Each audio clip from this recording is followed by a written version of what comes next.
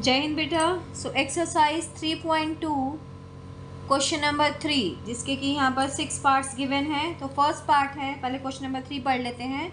Form the pair of linear equations for the following problems and find their solution bye substitution method. जैसा कि exercise 3.2 substitution method के लिए है, तो question number 3 first part is the difference between two numbers is 26 and one number is 3 times the other, find them। तो question says कि दो numbers का डिफरेंस 26 है, तो हम लेट कर लेते हैं, let the two numbers be, short form में नंबर्स के लिए NOS लिख देते हैं, बी एक्स एंड वाई। अब जैसे कि क्वेश्चन में दोनों का डिफरेंस गिवन है, तो दैट मीन्स हमें एक नंबर को दूसरे से बिगर लेना पड़ेगा। तो हमने लेट किया x is greater than y। Okay बेटा, अब कंडीशन अप्लाई कर रहे हैं। फर्स्ट कंडीशन क्या है कि दोनों का डिफरेंस 26 है, तो ऑब्वियस सी बात है जो बिगर नंबर है उसमें से स्मॉलर नंबर माइनस होगा।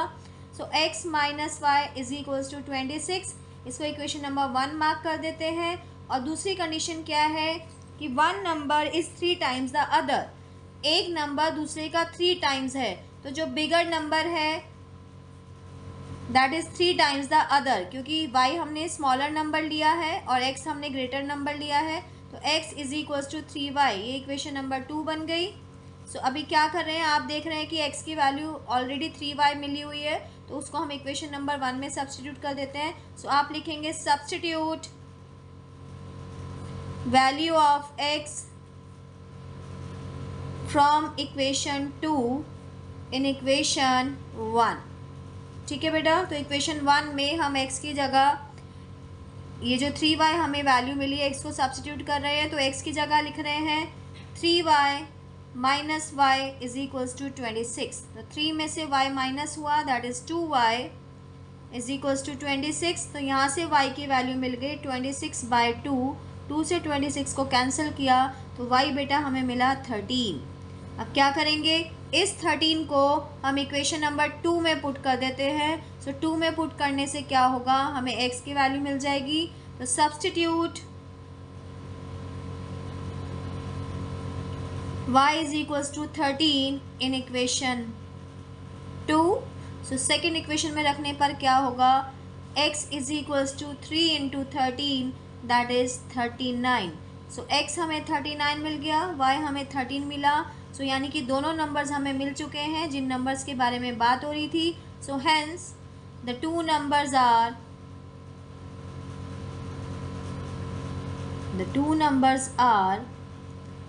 39 एंड 13। तो बेटा आप चेक भी कर सकते हो, हमें जो दो नंबर्स मिले हैं 39 और 13, आप जो कंडीशन थी x माइनस वाई 26, क्योंकि प्रॉब्लम सम है तो चेक करेंगे ज़्यादा अच्छा रहेगा। तो x की जगह रखेंगे 39, y की जगह रखेंगे 13। 39 में से 13 को माइनस करेंगे तो आपको मिल जाएगा 26।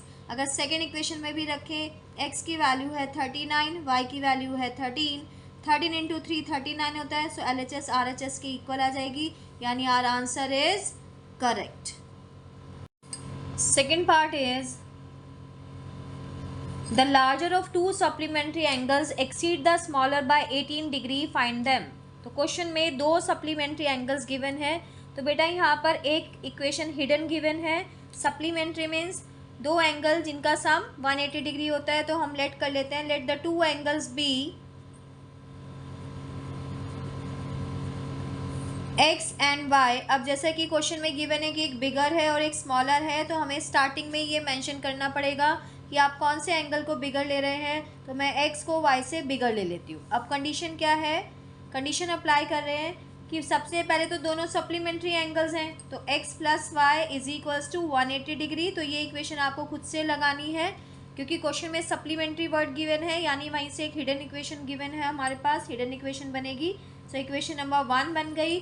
दूसरी कंडीशन है कि the larger angle of to supplementary angle exceed the smaller by 18 degree.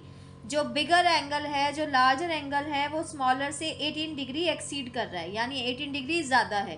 तो जैसे कि हमने x को y से बिगर लिया है, तो x जो है वो बिगर एंगल है, लार्जर एंगल है, तो वो स्मॉलर से स्मॉलर को हमने y लिया है, उससे 18 डिग्री ज़्यादा है। तो ये हमारे पास इक्वेशन नंबर 2 बनी। तो अभी क्या करेंगे, इक्वेशन नंबर 2 में जो x की वैल्यू है उसको हम इक्वेशन नंबर 1 में सब्स्टिट्यूट कर देंगे। तो क्या कर रहे हैं, substitute value of x from equation 2 in equation 1। ठीक है बच्चे, तो इक्वेशन 2 में जो x की वैल्यू है हम इसको इक्वेशन नंबर 1 में रिप्लेस कर देते हैं। तो x की जगह लिख रहे हैं y plus 18 degree, y already पहले से था, is equals to 180 degree. Like terms को कंबाइन करते हैं, y और y आपस में ऐड होगा तो ये बन जाएगा 2y। 18 डिग्री को हमने राइट साइड पे शिफ्ट किया तो माइनस का 18 डिग्री बन गया। सो 2y इज इक्वल्स टू, सो यहाँ से 180 माइनस 18 डिग्री 162 डिग्री बचेगा। सो y मिला 162/2, दैट इज़ 81 डिग्री। ठीक है, तो y की वैल्यू 81 डिग्री मिल गई यहाँ पर। सो जैसा कि y 81 डिग्री आया है, इस y को हम इक्वेशन नंबर 2 में सब्स्टिट्यूट कर देते हैं। Substitute y is equals to 81 degree in equation 2। So x मिला 81 plus 18 degree, that is 99 degree. तो बेटा दोनों एंगल्स हमारे पास आ गए हैं। x की वैल्यू 99 है, y की वैल्यू 81 है। सो आप लास्ट में फाइनल आंसर क्या लिखेंगे, hence the two angles are 99 degree and 81 degree. दोनों को ऐड करके देखिए, दोनों का सम 180 डिग्री है और जो फर्स्ट एंगल है वो सेकंड एंगल से 18 डिग्री एक्सीड कर रहा है, लार्जर है। दैट मीन्स हमारा आंसर करेक्ट है। Third part, question number 3, third part. The coach of a cricket team buys 7 bats and 6 balls for rupees 3800. Later she buys 3 bats and 5 balls for rupees 1750 rupees. Find the cost of each bat and each ball. हमें एक bat और एक ball की cost find करनी है। तो late कर लेते हैं, कॉस्ट ऑफ ईच लिख दीजिए या 1 लिख दीजिए, that is the same thing. Cost of 1 bat B rupees x and cost of 1 ball B rupees y। अब कंडीशन अप्लाई करते हैं। जैसे कि कंडीशन है 7 बैट और 6 बॉल, तो 1 बैट की कॉस्ट है x रुपीज़, तो 7 बैट की 7x हो गई। 1 बॉल की कॉस्ट है y रुपीज़, तो 6 बॉल की 6y हो गई। दोनों के लिए टोटल पे किया जा रहा है 3800। तो ये इक्वेशन नंबर 1 हो गई। सेकेंड इक्वेशन है हमारे पास कि बाद में वो जो कोच है उसने 3 बैट्स और एक्स्ट्रा खरीदे। सो एक बैट की कॉस्ट है x रुपीज़, तो 3x। एक बॉल की कॉस्ट है y रुपीज़, तो उसने सेकेंड टाइम पे 5 बॉल्स खरीदी, तो 5 इंटू y। दोनों के लिए पे किया गया 1750 रुपीज़। तो ये इक्वेशन नंबर 2 है। अभी क्या करते हैं, जैसा कि सब्स्टिट्यूशन मेथड फॉलो करना है, तो इक्वेशन 2 में से ही हम x या y की वैल्यू फाइंड कर लेते हैं। तो यहीं से मैं इसको फर्दर कंटिन्यू करूँगी। तो मैंने 3x को लेफ़्ट साइड पे रखा और 1750 के साइड पर यानी राइट साइड पर 5y को लेकर गए। जैसे ही साइड चेंज हुई साइन भी चेंज होगा। That means 3x is equals to 1750 minus 5y। अभी क्या करते हैं, मैंने यहाँ 3 गलती से लिख दिया है, इस 3 को वापस नीचे डिनोमिनेटर में ले जाते हैं, यानी x की वैल्यू हमें मिल गई 1750 माइनस 5y/3। इसको इक्वेशन नंबर 2 मार्क कर देते हैं। अब क्या करेंगे, इस x की वैल्यू को हम इक्वेशन नंबर 1 जो कि ये हमारे पास बनी थी फर्स्ट इक्वेशन, इसमें हम x की जगह x की वैल्यू सब्स्टिट्यूट कर देंगे जो कि इक्वेशन नंबर 2 में है। तो अभी क्या लिखने जा रहे हैं, नाउ सब्स्टिट्यूटिंग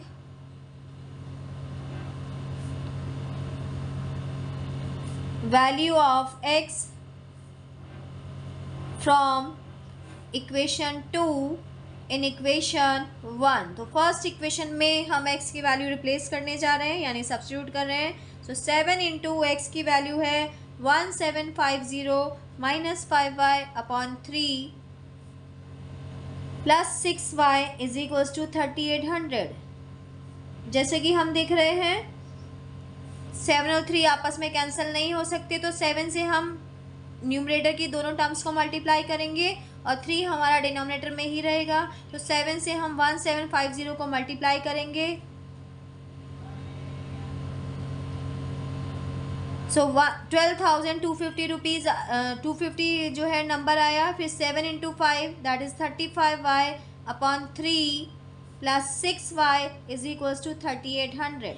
सो अभी क्या करना पड़ेगा, 3 को एलसीएम ले लेते हैं। सो 3 हमने एलसीएम लिया, 12,250 माइनस 35y 6 3 ज़ा 18y बना इज इक्वल्स टू 3800। अभी 3 क्रॉस मल्टीप्लाई में जाएगा 3800 के पास, और ये जो लाइक टर्म्स हैं न्यूमरेटर में ये आपस में सॉल्व हो जाएंगी। माइनस का 35 है, प्लस का 18 है, सो 35 में से 18 को माइनस करेंगे, माइनस 17 पाई बचेगा, और 12,250 नंबर हमारे पास चल ही रहा है, और 3 into 3800। So 12250 that is 12,250 minus 17y is equals to 3 से 3800 को मल्टीप्लाई करते हैं तो 11,400 आया यहाँ से। अब क्या करेंगे, 12,250 को राइट साइड पे शिफ्ट कर देते हैं और 17y को लेफ्ट साइड पे ही रहने दिया। 11,400 माइनस 12,250, जब हम इसमें से सब्ट्रैक्ट करेंगे तो हमें नंबर मिलेगा माइनस 8250। सो सब्ट्रैक्ट करने पर हमें मिल रहा है 850 विद माइनस साइन, और लेफ्ट साइड पे माइनस 17y है, माइनस से माइनस कैंसिल हुआ, सो y मिला 850 बाई 17, 17 से 850 कैंसिल हो सकता है, so it is 50। So y जैसा कि हमें 50 मिल गया, y की वैल्यू मिली 50। इस y को हम इक्वेशन नंबर 2 में रिप्लेस कर देते हैं। So substitute y is equals to 50 in equation 2।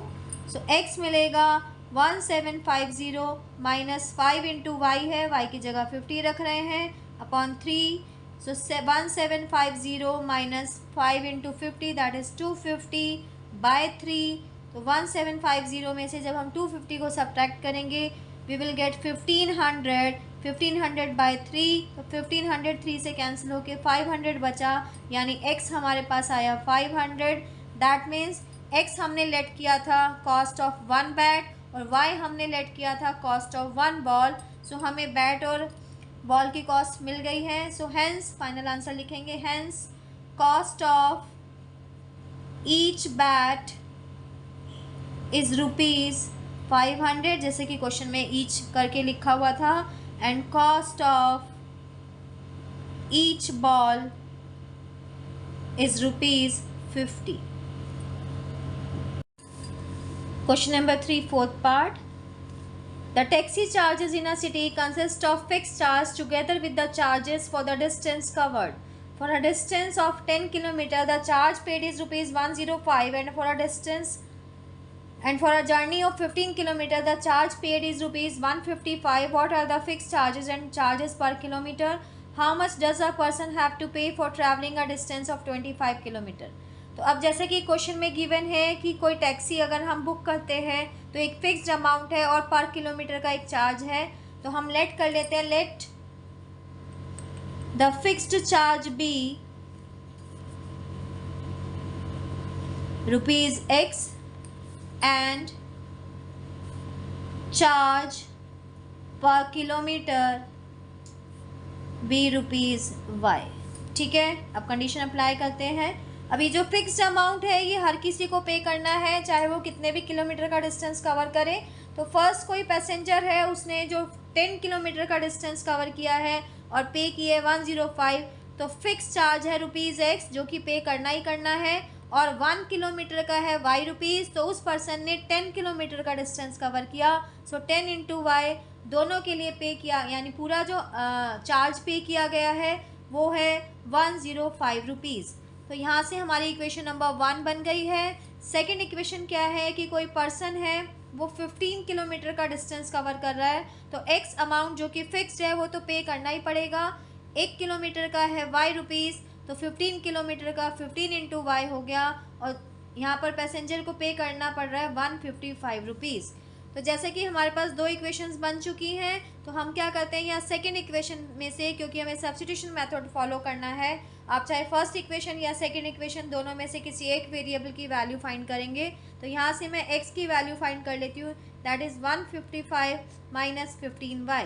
इसको हम इक्वेशन नंबर 2 मार्क कर देते हैं। तो यहाँ पर जो हमारे x की वैल्यू आई है उसको हम इक्वेशन नंबर 1 में सब्स्टिट्यूट कर देते हैं। तो हम लिखेंगे सब्स्टिट्यूट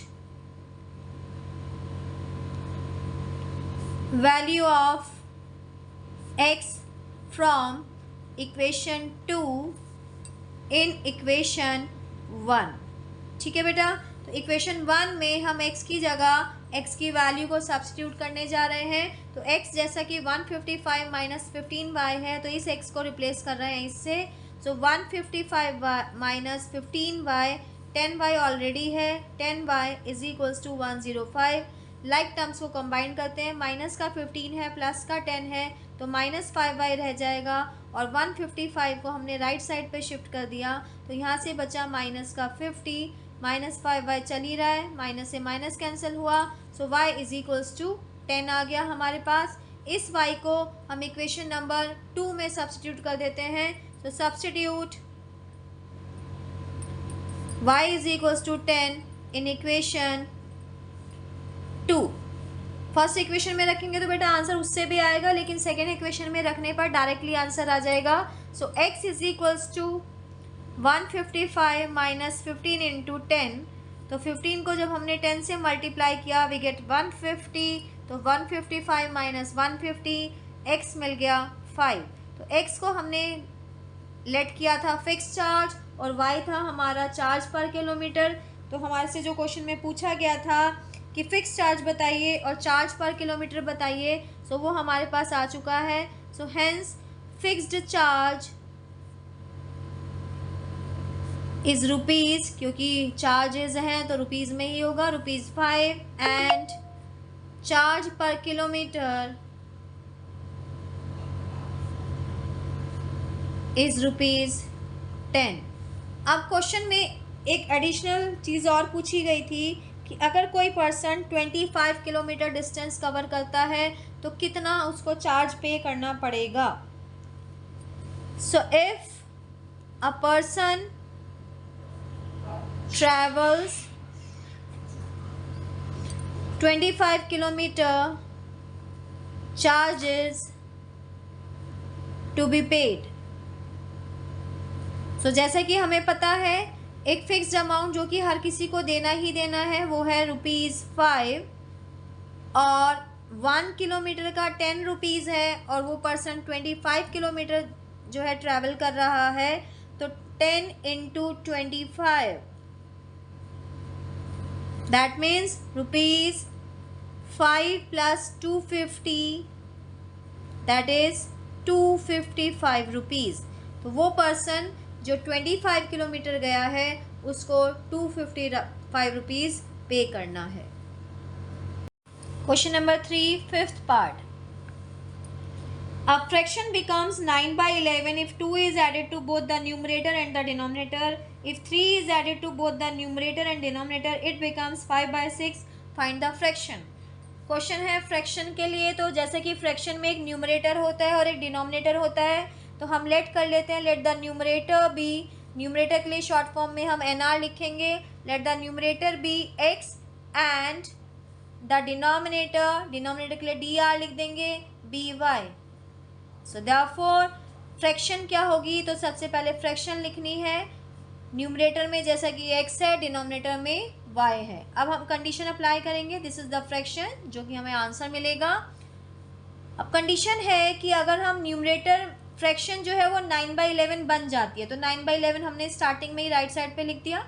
अब ये कब बनती है, जब हम न्यूमरेटर में 2 ऐड करते हैं और डिनोमिनेटर में भी 2 ऐड करते हैं, क्योंकि क्वेश्चन में लिखा है 2 इज एडेड टू बोथ, दोनों में ऐड किया जा रहा है। तो अब जैसे कि हमारे पास एक इक्वेशन बनी है तो क्रॉस मल्टीप्लाई कर लेते हैं, क्रॉस मल्टीप्लाई करने पर एक रिजल्टिंग इक्वेशन मिलेगी। सो 11 जाएगा x प्लस 2 के पास और 9 जाएगा y प्लस 2 के साथ।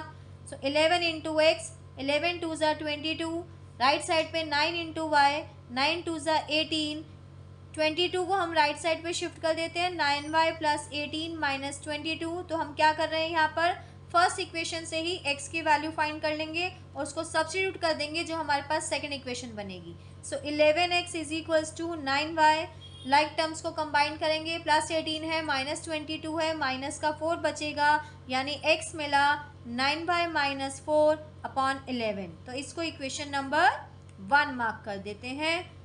अब सेकेंड कंडीशन अप्लाई कर रहे हैं। सेकेंड कंडीशन है it become if 3 is added to both the numerator and denominator it becomes 5/6। 8 यानी फ्रैक्शन के बारे में बात हो रही है, तो फ्रैक्शन 5/6 बन जाती है। तो मैंने राइट साइड पे लिख दिया पहले ही। ये कब बनती है, जब हम न्यूमरेटर में और डिनोमिनेटर में दोनों में 3 ऐड करते हैं। ठीक है बेटा, अब फिर से हमारे पास एक सेकेंड इक्वेशन आ चुकी है, क्रॉस मल्टीप्लाई कर लेते हैं। तो 6 जाएगा x प्लस 3 के साथ और 5 जाएगा y प्लस 3 के साथ। सो अब इन ब्रैकेट्स को सॉल्व करते हैं। 6 into X, 6 into 3, 5 into Y, 5 into 3। So 6x plus 18 is equals to 5y plus 15। अब चाहे तो हम यहीं पर x की वैल्यू रिप्लेस कर देते हैं या फिर क्या करते हैं, 18 को पहले राइट साइड पे शिफ्ट कर देते हैं। सो 5y प्लस 15 माइनस का 18 यानी 6x is equals to 5y minus 3। अभी क्या करेंगे, जो इक्वेशन नंबर 1 में हमने x की वैल्यू यहाँ पर फाइंड की हुई है उसको हम सब्स्टिट्यूट कर देते हैं यहाँ पर अपनी सेकेंड इक्वेशन में। तो 6 इंटू 7 ब्रैकेट में मेंशन कर देंगे कि हम यहाँ पर सब्स्टिट्यूट कर रहे हैं वैल्यू, क्योंकि टाइम सेव करना होता है हमें एग्जाम में, तो ज़्यादा से ज़्यादा मतलब स्टेप थोड़े कम हो तो ज़्यादा बेटर रहता है। सो 9y माइनस 4/11, x की वैल्यू हमने सब्स्टिट्यूट कर दी, राइट साइड पे 5y माइनस 3। तो ब्रैकेट में मेंशन कर रहे हैं substituting value of x from equation 1। ठीक है बच्चे। सो अभी इसको सॉल्व कर रहे हैं। 6 से 9 मल्टीप्लाई होगा, 6 9 ज़ा 54, 6 से 4 मल्टीप्लाई होगा, 6 4 ज़ा 24 अपॉन 11 चल रहा है हमारे पास, is equals to 5y minus 3। अभी क्या करेंगे, 11 को क्रॉस मल्टीप्लाई में लेकर जाएंगे। So it is 54y minus 24, 11 into 5y minus 3। So 54y minus 24, 11 into 5 minus 11 into 3। अब लाइक टर्म्स को कंबाइन करेंगे। 55y को हम लेफ्ट साइड पे ले आते हैं तो साइन चेंज हो जाएगा इसका, माइनस 55 बन गया, और 24 को राइट साइड पे शिफ्ट करेंगे, it will become plus 24। So left side पे हमारे पास बचा माइनस y और राइट साइड पे हमारे पास बचा माइनस का 9, माइनस से माइनस कैंसिल कर दिया, सो y मिला 9। इस y को हम अपनी इक्वेशन नंबर 1 जो कि ये थी x is equals to 9y minus 4/11, इसमें सब्स्टिट्यूट करेंगे। तो हमने इक्वेशन नंबर 1 को फिर से लिखा और यहाँ पर y की जगह लिख रहे हैं 9 माइनस 4/11। सो x मिला हमें 9 9 ज़ा 81 माइनस 4/11, दैट इज़ x की वैल्यू मिली 77/11। 77 11 से कैंसिल हो सकता है, so it is 7। So x मिला 7। जब x हमारा 7 है, y हमारा 9 है, तो हमें फ्रैक्शन बतानी थी। सो fraction is x upon y, that is 7 upon 9. So this is the answer. Question number 3, sixth part. 5 years hence, the age of Jacob will be 3 times that of his son. 5 years ago, Jacob's age was 7 times that of his son. What are their present ages? तो यहाँ पर कोई person है Jacob और उसके बेटे की as के बारे में कुछ कंडीशन गिवन है। सो लेट कर लेते हैं, let Jacob's present age be x years. जैसे कि एज है तो ईयर्स हमें यहाँ पे यूनिट लेना पड़ेगा, एंड हिज सन्स जो उसका बेटा है उसकी भी प्रेजेंट एज लेट करेंगे, present age be y years. अब कंडीशन क्या है, कंडीशन इज कि 5 years हेंस का मतलब बेटा बाद में, यानी 5 साल बाद जैकब जो है वो अपने बेटे की एज का 3 टाइम्स होगा। तो ये 5 साल बाद का जैकब की जो भी प्रेजेंट एज है उसमें 5 साल जोड़ दिए जाएंगे, क्योंकि 5 साल बाद की एज के बारे में बात हो रही है। तो ये 5 साल बाद का जैकब, क्वेश्चन से इसकी जैकब 5 साल बाद हो जाएगा, तो equals to 3 times of his बेटा। तो उसका बेटा भी वाई ईयर्स का है, तो बेटे की एज में भी 5 ईयर्स जोड़ेंगे, क्योंकि बेटा भी 5 साल बाद उसकी एज बढ़ जाएगी। तो 5 साल बाद बेटा जितने भी साल का होगा उसका 3 टाइम्स जैकब होगा।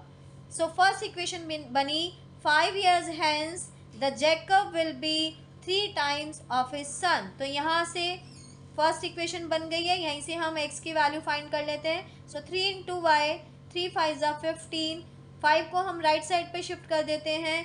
सो 15 माइनस 5 यानी x मिला 3y प्लस 10। तो ये हमारे पास इक्वेशन नंबर 1 आ गई है, इसको हम हाईलाइट करके छोड़ देते हैं। अब सेकंड कंडीशन अप्लाई कर रहे हैं। सेकंड कंडीशन है बेटा 5 years ago, मतलब 5 साल पहले। 5 साल पहले का मतलब अगर हम अपनी एज 5 साल पहले बताएं तो हम अपनी प्रेजेंट एज में से 5 years माइनस करेंगे।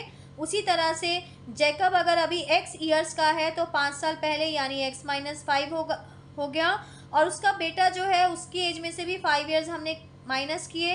तो ये 5 साल पहले का जैकब है, ये 5 साल पहले का उसका बेटा है। कंडीशन क्या कह रही है कि 5 साल पहले जैकब था अपने बेटे का 7 टाइम्स। तो बेटा इस तरह से हम इक्वेशन बड़ी इजीली बना सकते हैं। तो देखिए मैंने क्या किया, 5 साल पहले का जैकब, 5 साल पहले का उसका बेटा। तो क्वेश्चन है Jacob was 7 times of his son 5 years ago। तो ये हमारे पास सेकेंड इक्वेशन बनी। So x minus 5 is equals to 7 into Y और 7 into 5, 7 into Y 7y, 7 into 5 35, 5 को हम राइट साइड पे शिफ्ट कर देते हैं। सो x मिला 7y minus 35 plus 5, that is x is 7y minus 30। अभी क्या करेंगे, इक्वेशन नंबर 1 में हमने x की जो वैल्यू फाइंड की हुई है उसको इस इक्वेशन में सब्स्टिट्यूट कर देते हैं। तो x की जगह हम लिख रहे हैं 3y प्लस 10 और राइट साइड पे है 7 माइनस 30, ब्रैकेट में मेंशन कर देंगे substituting value of x from equation 1। ठीक है बच्चे। सो 3y 7y को हम लेफ्ट साइड पे ले आते हैं, साइन चेंज हो जाएगा, और 10 को राइट साइड पे 30 के पास लेकर जाएंगे, इसका भी साइन चेंज हो जाएगा क्योंकि साइड चेंज की जा रही है। 3y minus 7y minus 4y बचा, माइनस 30 और माइनस 10 आपस में ऐड होके माइनस का 40 आया, माइनस से माइनस कैंसिल हो गया। सो y हमें मिला 40/4 दैट इज़ 10। अब y जो था वो उसके बेटे की एज थी जैकब के, तो यानी y दैट मीन्स उसके बेटे की जो प्रेजेंट एज है वो 10 ईयर्स है। इस y इज इक्वल्स टू 10 को हम इक्वेशन नंबर 1 में पुट कर देंगे। तो इक्वेशन नंबर 1 जो थी वो थी हमारी x is equals to 3y plus 10। तो यहाँ पर y की वैल्यू हम 10 रख रहे हैं। सो 3 इंटू 10 प्लस 10, आपने क्या लिखा यहाँ पर, substituting y is equals to 10। आप y की वैल्यू 10 यहाँ पर सब्स्टिट्यूट कर रहे हैं। सो 3 इंटू 10 30, 30 प्लस 10 दैट मीन्स 40 आया। सो x की वैल्यू हमें मिल गई 40 और y की वैल्यू हमें 10 मिली हुई है। दैट मीन्स x और y जो कि हमने लेट किए थे वो थे जैकब और उसके बेटे की present age. So hence Jacob's present age is 40 years and his son's present age is 10 years। Okay बेटा, जय हिंद। तो मिलते हैं हम अपनी नेक्स्ट वीडियो में।